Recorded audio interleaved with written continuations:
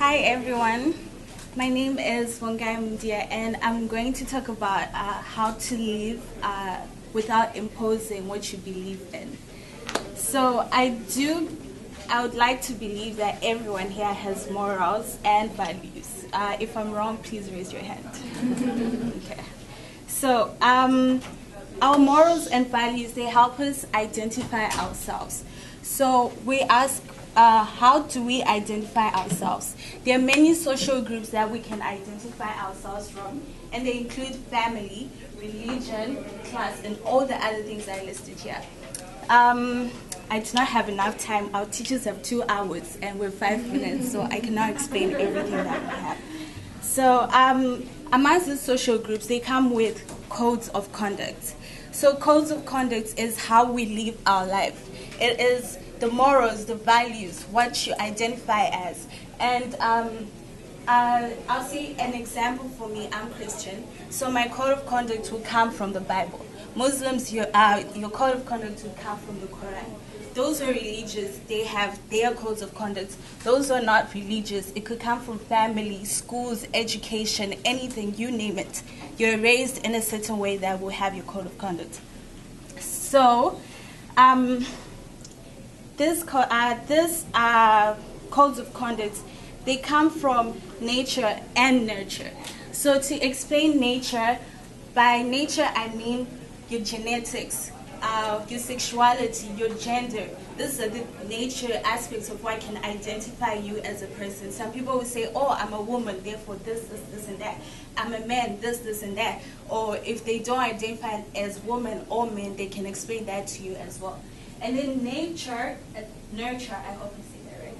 Nurturing is the environment you grow up in. So family has an impact on how you as a person turn out to be. Schools have an impact on how you will behave in life, on how you treat other people. Environment, so nature is all about the environment which you grow up in, which is what impacts our values and morals. So here's the problem. The problem is when you impose what you believe in, what you value, or your morals. That's when the problem comes. When you start telling someone next to you, oh, you're living wrong, live the way I'm living because, for example, my God says this, and that, therefore you should live like that. And then another person will come and be like, no, my God says this, and that, so you should believe that. If a person next to you is not harming you, doing any wrong to harm anyone around you, what purpose do you have in imposing what you believe in? That's where the problem starts, when we want to tell each other what to do when the person is not harming anyone or anything around them. So, imposing is harmful, and it creates a lot of problems we're seeing today. And these problems include bullying, discrimination, wars, personal convictions. Depression can start from someone who is being imposed, someone whose values are being conflicted by someone imposing their morals and values. And personal convictions come from that. With injustice, terrorism, loneliness. Imagine not feeling like you belong to a certain group because they tell you, oh, you're like this, and that, so you're not part of us. It can cause loneliness and injustice and genocide. I think I said that. Anyways, moving on. To conclude what I'm saying, inclusivity is accepting each other's individuality. It is recognizing that each and every person in this room is different. Each person comes with their own moral standards.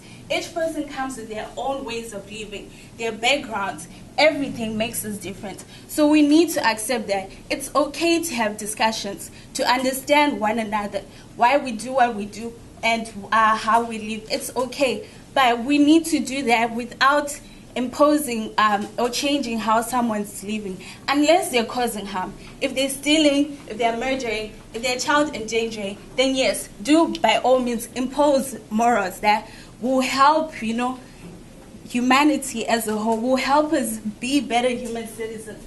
But if you're not doing that, I don't think there's any reason for you to impose values. And I do understand it's a free world, so it would be good if everyone could live by that. So yeah, that's my whole presentation.